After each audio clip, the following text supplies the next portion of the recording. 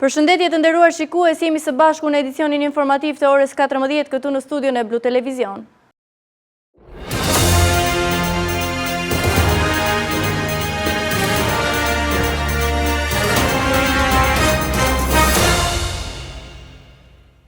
Pushimet në Ksamil do të ishin të fundit për turistin portugez Miguel Mendes, i cili u vra këtë mëngjes nga truproja i beach barit Principotes. Një konflikt i dyshuar për një vajzë me truprojën e lokalit, Sokrat Vatën, përshkallzoi deri në vrasjen e 20 vjeçarit. Vata është kapur pas 5 orësh në Levan të Fierit, në bagazhin e një makine, ku shoferja 31 vjeçare dhe pasagjeri 38 vjeçar ishin turq. Pushimet në Ksamil do të ishin të fundit për turistin portugez Luis Miguel Varela Mendes, u gjeti vdekur në shezlongën e një beach bari në zonën bregdetare të Ksamilit. Nga të dhënat paraprake mësohet se turisti Miguel Mendes ka qenë klient në këtë beach bar me disa persona të tjerë dhe është përfshirë në konflikt për një vajzë me Sokrat Vatën nga Hasi që punonte si truproj. Në konflikt mësohet se kanë qenë disa persona të përfshirë ku e kanë nxjerrë nga lokali deri tek porta ku dhe 29 vjeçari dyshohet se ka goditur me thik. Pas ngjarjes autori është larguar nga vendi, por arratisja ka zgjatur vetëm disa orë. Vata u kap nga blut në Levan, i fshehur brenda bagazhit të një makine. Autori 29 vjeçar nuk është një emër i panjohur pasi ka një të kaluar kriminale në Britaninë e Madhe. Ai është arrestuar dhe dënuar në Angli në vitin 2024 për trafik droge me 5 vite burg. Ndërkohë rrethanat e lirimit të tij nga autoritetet britanike mbeten për tu sqaruar. Sipas policisë, grupi hetimor ndodhet në vendngjarje dhe në drejtimin e prokurorisë, po punon për zbardhjen e rrethanave dhe dokumentimin e plot ligjor të ngjarjes. 4 persona kanë pësuar djegje në trup si pasojë e një shpërthimi të ndodhur në Porto Palermo, ku dyshohet se një rrjedhje benzine ka shkaktuar përfshirjen në flak të motorit të një skafi. Mësohet se ngjarja ka ndodhur në momentin ku personat po punonin për riparimin e motorit të skafit. 4 persona kanë pësuar djegje si pasojë e shpërthimit të motorit të skafit ndërsa ishin duke riparuar. Ngjarja është regjistruar në Porto Palermo, ndërsa personat janë dërguar fillimisht në spitalin e Imarës. 2 prej tyre në gjendje më të rënduar janë dërguar fillimisht në spitalin e Vlorës dhe më pas drejt Tiranës për ndihmë të specializuar mjekësore. Sipas policisë, dyshohet se ngjarja ka qenë aksidentale, megjithatë janë duke u kryer edhe hetime përkatëse. 4 persona kanë pësuar djegje në trup si pasojë e një shpërthimi të ndodhur në Porto Palermo, ku dyshohet se një rrjedhje benzine ka shkaktuar përfshirje në flak të motorit të një skafi. Sipas informacioneve paraprake, ngjarja ka ndodhur në momentin kur personat po punonin për riparimin e motorit të skafit. Në rrethana ende të paqarta motori është përfshirë nga flakët dhe më pas ka ndodhur shpërthimi, duke shkaktuar dëmtime te 4 personat që ndodheshin pranë mjetit. 2 prej të dëmtuarve kanë pësuar djegje të shumta në pjesë të ndryshme të trupit dhe për shkak të gjendjes së tyre janë nisur drejt Tiranës për të marrë ndihmë mjekësore më të specializuar. 2 personat e tjerë raportohet se kanë pësuar dëmtime më të lehta dhe ndodhen në gjendje më të stabilizuar. Një prej personave të plagosur rrëfen edhe dinamikën e ngjarjes.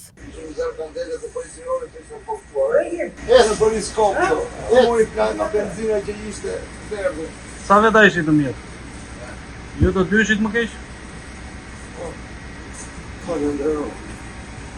Me njëherë pas ngjarjes, në vendin e incidentit kanë bëritur shërbimet përkatëse, të cilat kanë dhënë ndihmën e parë dhe kanë bërë të mundur transportimin e të dëmtuarve për në spital. Ndërkohë, autoritetet kanë nisur verifikimin për të përcaktuar rrethanat e plota të ngjarjes. Paraprakisht dyshohet se benzina mund të ketë shkaktuar shpërthimin, por shkaqet e sakta dhe mënyra se si ka nisur zjarri pritet të përcaktohen në vijim pas hetimeve dhe ekspertizës në vend ngjarje. Ngjarja ka shkaktuar alarm në zonën e Porto Palermos, ndërsa vijojnë të mblidhen të dhëna për të sqaruar dinamikën e plotë të incidentit dhe gjendjen shëndetësore të personave të dëmtuar.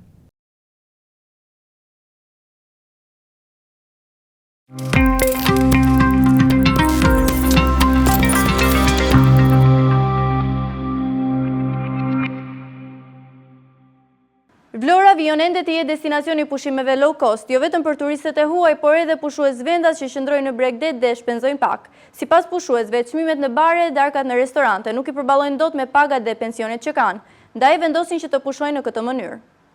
Vlora vijon ende të jetë destinacioni i pushimeve low cost, jo vetëm turistët e huaj, por edhe pushues vendas dhe qytetarë të Vlorës që qëndrojnë në Bregdet dhe shpenzojnë pak. Kjo për shkak të çmimeve të larta që i detyrojnë, siç tregojnë edhe vet ata, të marrin një shtëpi me qira dhe të gatuajnë në të, ndërsa plazhin ta bëjnë në hapësirat publike. Pushuesit thonë se çmimet në bare, darkat në restorante nuk i përballojnë dot me pagat dhe pensionet që kanë, ndaj vendosin që të pushojnë në këtë mënyrë. Sipas tyre do të donin që çmimet të ishin më të ulta, por ndërkohë ato vetëm rriten. Pushuesit thonë se për çmimet duhet të ketë sigurisht kontroll. Dita e parë e plazhit? Dita parë, po. I lumtur shumë në rast. Çfarë përshtypje ke për Vlorën? E bukur, e mirë, edhe mitpritse. Si kemi provu akoma, sa kemi ardhur, në shofi. Ke ardhur me çadrën tuaj? Po, se them dot, mirë duket dhe kaq. Sipas xhepit. Kalon në Vlorë me pushimet? Po, shumë mirë. Sa ditë ke që ke bërë plazh? Kam një 15 ditë. 15 ditë? 15 ditë. Vlora gjithë me e bukur po bëhet. Deti shumë i pasës. Si vjetë deti vërtet është më i pasur se vjetë ja, sepse derdhëshim me Torino, po si vjetë është më mirë. Po çmimet si janë? Çmimet neve kemi hamvet kështu me të gatuar. Është e vështirë të vesh në restorantet e Vlorës, që mund të vesh çdo ditë në restorante, është e papërballueshme? Është e papërballueshme. Është e papërballueshme. Të vajtur çdo ditë, jo. Jo, s'ka ndonjë. Nuk mund të them gjë sepse nuk i di çmim, si mbajmë çmimet e kaluara. Të vjetë ka qenë plera i gjallë, sezoni shumë i mirë. I qetë, i mirë, i pasur, turista plot, edhe lonjatët janë treguar të mirë me njerëzit, të respektueshëm. Çmimet aty janë. Tirana se ka më të lira se Vlora. Çmimet këtë sezon veror krahasuar me një vit më parë në bare, restorante, por edhe në njësi të tjera biznesi kanë pësuar një rritje nga 10 deri në 15%, ndërkohë që rritja e çmimeve nga viti në vit konsiderohet si dëmtuese e sektorit të turizmit në uljen e numrit të pushuesve këtë verë. Kryetari i Bashkisë së Imarës Vangjel Tavo për Blu Televizion ka sqaruar se muzika në ambientet e ndryshme të qytetit dhe zonave turistike të vijojnë në nivele maksimale deri në orën 8 të mbrëmjes. Pas këtij orari, muzika nuk ndalohet, por duhet të respektohen rregullat për nivelin e zhurmës në mënyrë që mos të kthehet në shqetësim për komunitetin dhe turistët.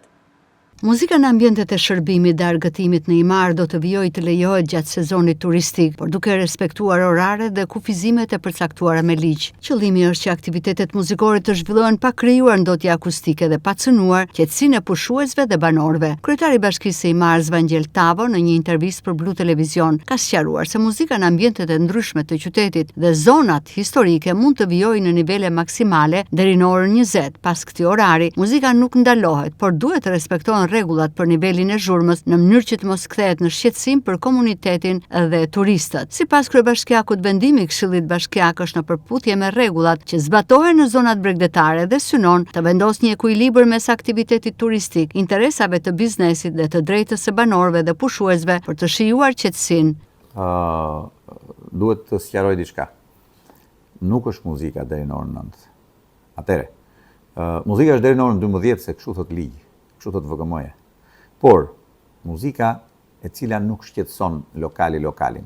Ju e dini që në Imar lokali është ngjitur i ndan vetëm, nuk është as mur, është një barierë, le ta quajmë me lule në shumicën e rasteve, pra ose pa barierë fare, pa ndarse fare. Kështu që secili lokal mund të vërë muzikën e vet. Por nuk mund të shqetësoj lokalin me muzikën që ka, sepse vetë klientët shqetësohen dhe normalisht kur krijohet një ndotje akustike, çfarë do bëj klienti? Do të çojë, do iki. Flas për restorantet. Për sa i përket beach bareve, ne kemi vendosur që muzika të jetë në nivelin e zhurmës maksimale deri në orën 8-9. Po mbas asaj nuk thot njeri që fikeni muzikën. Patjetër që do ketë muzikë, por të ketë muzikë në atë nivel që nuk shqetëson, sikurse e thash, klientin e një lokali tjetër. Ky është e qëllimi i vendimarrjes që bëm në Këshillin e Bashkisë. Lejimi i muzikës do të zbatohet dhe në Imar ashtu si në të gjitha zonat bregdetare sipas orareve të përcaktuara, duke mos krijuar padyshim ndotje akustike apo shqetësim për pushuesit, natyrisht duke respektuar oraret e përcaktuara tashmë me ligj, thekson Tavo. Bashkia e Imarës pritet që gjatë sezonit turistik të monitorojë respektimin e këtyre rregullave, veçanërisht në zonat me përqendrim të lartë të strukturave akomoduese, bareve dhe restoranteve. Synimi është që muzika dhe aktivitetet e argëtimit të jenë pjesë e ofertës turistike, por pa cënuar standardet e qetësisë dhe bashkëtesës në zonat e banuara dhe turistike.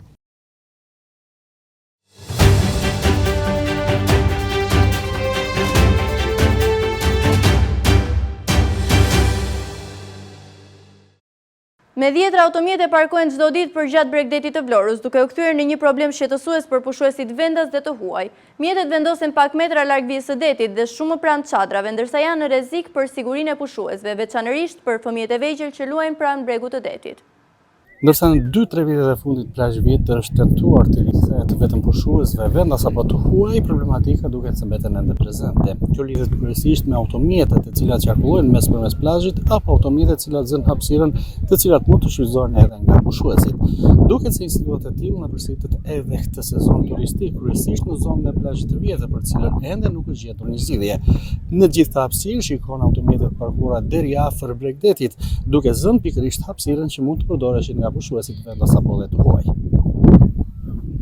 Me 10 automjete parkohen çdo ditë përgjatë Bregdetit të Vlorës, duke u kthyer në një problem shqetësues për pushuesit vendas dhe të huaj. Në shumë raste, mjetet vendosen vetëm pak metra larg vijës së detit dhe shumë pranë çadrave. Prania e automjeteve në hapësirat e plazhit përbën edhe rrezik për sigurinë e pushuesve, veçanërisht për fëmijët e vegjël që lëvizin dhe luajnë pranë çadrave dhe bregut të detit. Në zonat bregdetare nevojitet përcaktimi i qartë i hapësirave të posaçme për parkim në mënyrë që automjetet të mos futen deri në vijën e parë të plazhit. Po ashtu, monitorimi i vazhdueshëm nga policia rrugore dhe ajo bashkiake mbetet i domosdoshëm për të parandaluar këtë fenomen. Policia rrugore dhe policia bashkiake kanë vendosur një sër masash administrative me gjob, ndërsa shumë prej automjeteve janë larguar nga Bregdeti. Por pavarësisht masave të marra, situata vijon të përsëritet. Numri i automjeteve që parkohen çdo ditë në Bregdet, madje edhe shumë pranë vijës së detit, mbetet i lartë, duke bërë të nevojshme shtimin e kontrolleve dhe marrjen e masave të vazhdueshme për garantimin e sigurisë së pushuesve.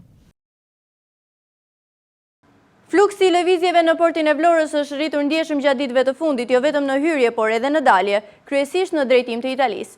Sipas drejtorit të portit të Vlorës, Valdet Bello, përballë këtij fluksi, strukturat portuale po marrin masa për të përballur me numrin e lartë të udhëtarëve dhe për të shmangur krimin e radhëve të gjata.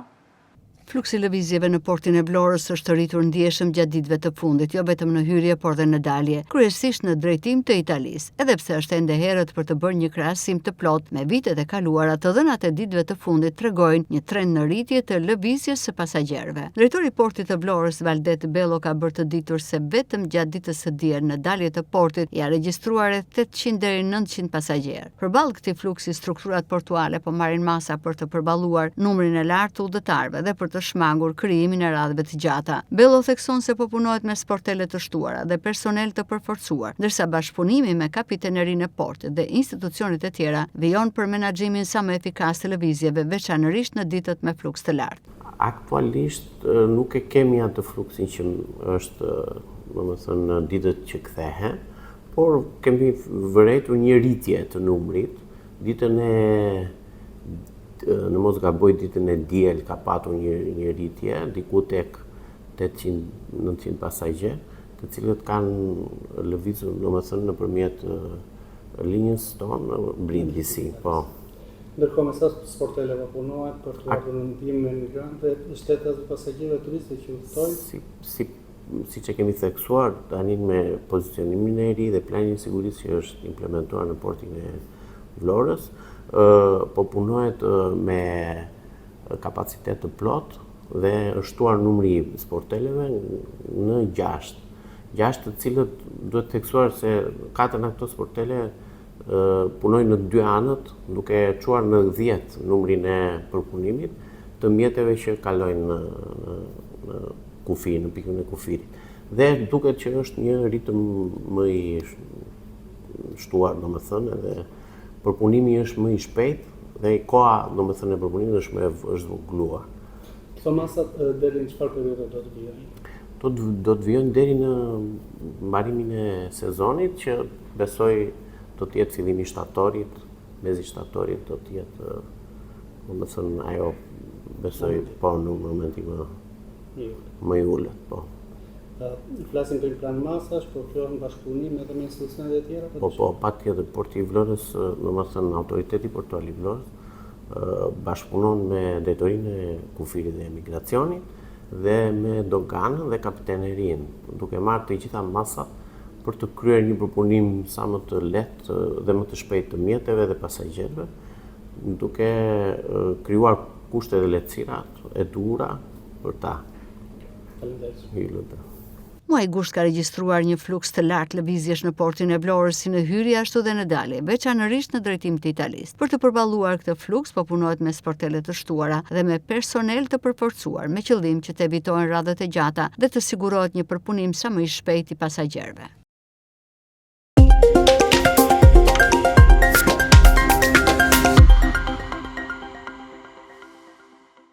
Temperaturat e nxehta kësaj vere fluks vizita shëndetësore në urgjencat e spitalit të Gjirokastrës. Sipas mjekes Jona Leka, në urgjencën e spitalit Omer Nishani, janë rreth 70 raste në ditë që paraqiten pranë këtij spitali si shkak i komplikacioneve nga moti i nxehtë i stinës, problemet kardiake apo pickimet nga insektet.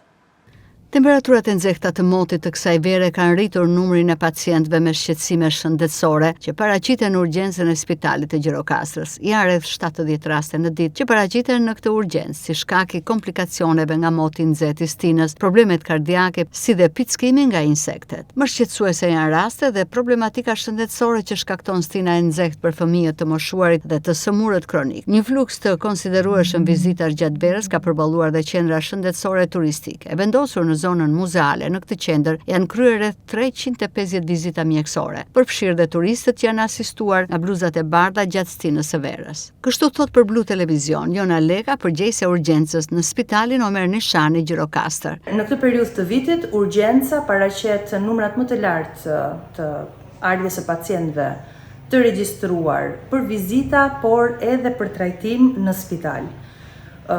Numrat janë rreth 60-70 pacientë në ditë. Arsye e ardhjes në spitale është ndryshme.